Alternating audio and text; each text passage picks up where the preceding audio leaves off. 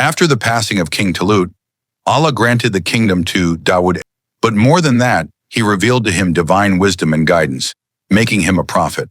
Thus, Dawud became the first man in history to hold two great honors, the authority of a king and the mission of a prophet. His power did not make him arrogant or distant from Allah. Instead, it brought him closer to his Creator.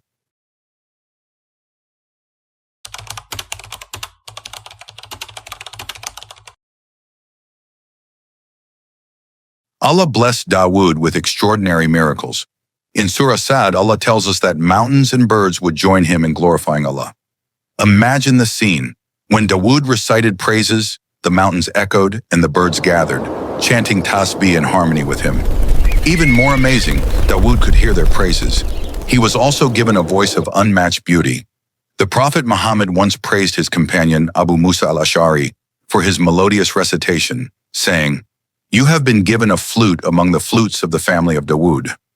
When Dawud recited the Zabur, the Psalms revealed to him, his voice was so beautiful that birds would stop in the sky and gather around to listen, joining him in worship.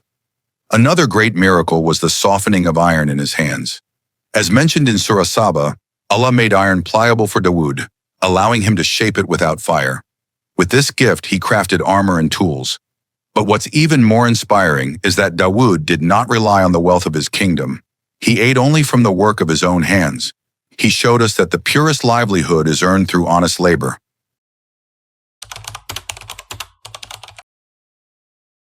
Prophet Dawud was not only a ruler, but also a devoted worshiper. The Prophet Muhammad said, "The most beloved prayer to Allah is the prayer of Dawud, and the most beloved fasting to Allah is the fasting of Dawud." What was his prayer like? Dawud would sleep in the first part of the night, wake up in the middle to stand in prayer, then rest again in the last portion. This balance made his night prayer the best model of voluntary worship.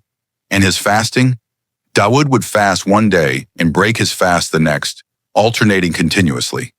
This became known as the fast of Dawud, the best form of voluntary fasting. Allah also blessed him with barakah in time. In one narration, it is said that while his horse was being prepared, in that short moment, Dawud was able to complete the recitation of the Zabur. Such was the blessing of time that Allah placed in his life. Prophet Dawud lived for 100 years, though his original lifespan was written as 60. How did he reach 100? When Allah created Adam as, He showed him all of his descendants. Among them, Adam saw a soul shining brightly. He asked, "Who is this?" Allah replied, "This is Dawud, one of your children." Adam loved him so much that he gave him 40 years of his own life.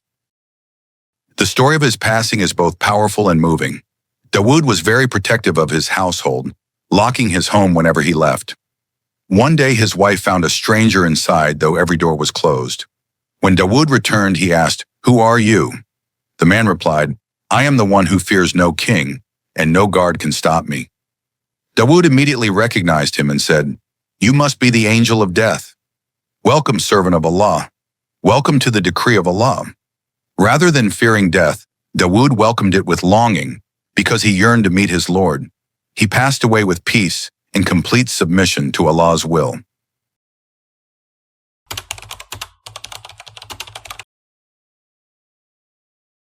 Brothers and sisters, the story of Dawud teaches us that wealth and power are not enemies of faith.